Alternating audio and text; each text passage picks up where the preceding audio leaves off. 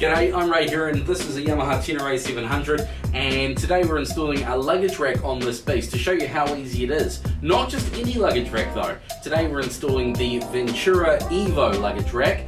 Incredibly versatile, nice low profile, and Kiwi made, which is even better. Let's get into it. The Evo kit consists of three main parts: the L brackets, which mount to the bike, and the main rack itself. Some kits also utilise a cross member under the tail.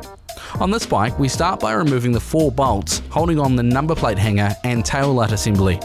All Ventura kits come with everything needed to complete the installation. This one uses 2 bolts on each side, as well as a series of washers and spacers.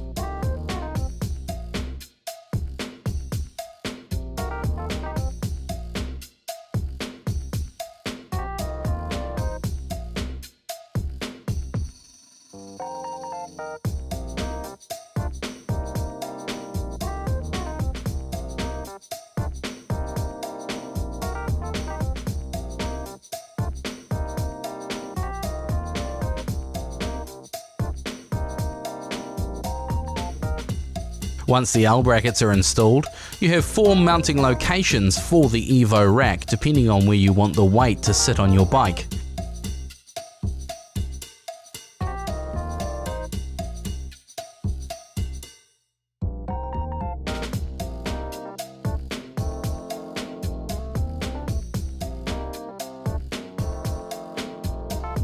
There are a range of different packs that work with the Evo system.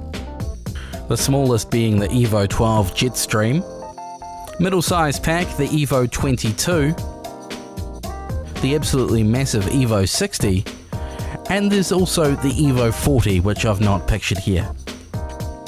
Ventura have been designing and manufacturing motorcycle luggage racks right here in New Zealand since the 70s, and because they've been around so long, there is an absolutely massive list of bikes they can fit a rack to.